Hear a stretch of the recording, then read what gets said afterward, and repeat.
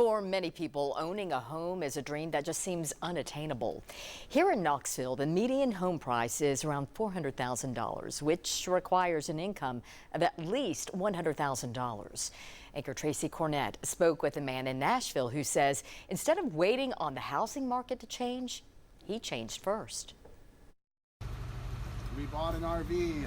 This RV was a major upgrade from Alex Bodertha's previous sleeping situation. I lived in my truck for about 6 months. His parents lost their business and had moved to Tennessee, but 18-year-old Alex was determined to stay in California. Basically from the time they left till like about 26, it was just this constant cycle of like trying to find somewhere to live like every few months. For 8 years, he hustled, working in restaurants.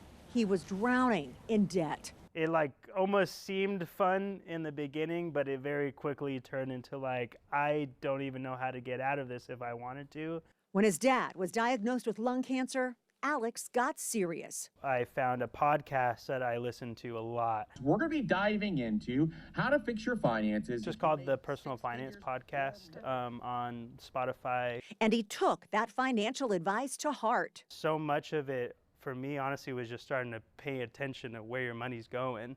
And then the more you pay attention to it, I feel like the more you start to care about it. And you really start focusing on things that bring you value and just thinking like, okay, these things are not bringing me value in my life, but you know, maybe like a coffee with a friend a couple times a week or a gym membership. Everything you started doing and every penny you started spending went through the lens of value. And random things that don't bring me value, I'm just gonna get rid of it. And that kind of helped me save a lot of money. That money helped Alex hit the road for Tennessee. He moved in with his parents and for 2 years worked to raise his credit score. I think the lowest was a 598. High enough to apply for a mortgage. And then I got it up to like a 750 when I went to apply for the loan. I thought the lender was just gonna laugh me off the phone. Months later, Alex became a first-time homeowner. What did you think about when you got that key what do you think about when you go home at the end of the day? Just safety, I guess, or just like having a place of belonging and just like a sense of ownership. He also got his real estate license and is now an agent at Onward Real Estate in Nashville. No longer have to worry about where the heck I'm gonna live all the time. It just like really gave me a sense of peace, and that's just something I want to share with others. Do you believe then that a forever home is possible for everyone? I do, I truly do, because I never thought it was going to be possible for me. It's easy to want the whole world around you to be different, but sometimes you got to make changes within yourself to get where you want to be. Well, here's a question. Is building more housing enough to fix the crisis, or is it just one piece of a much larger puzzle?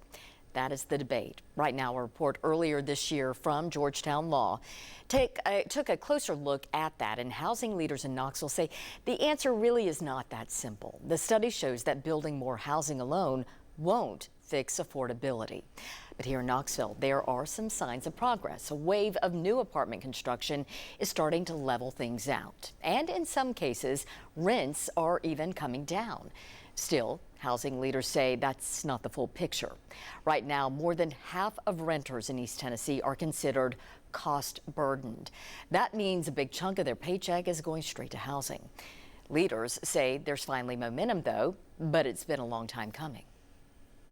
It's a positive thing in that there's some momentum and energy moving into that space and hopefully resources to follow. It's a negative that it's taken us this long to figure out we need to be investing in housing, the foundation of where individuals and families can, improve their life. Leaders at Knoxville's Community Development Corporation say they are working to tackle all sides of the problem with plans to complete more than 500 new units by the end of 2027.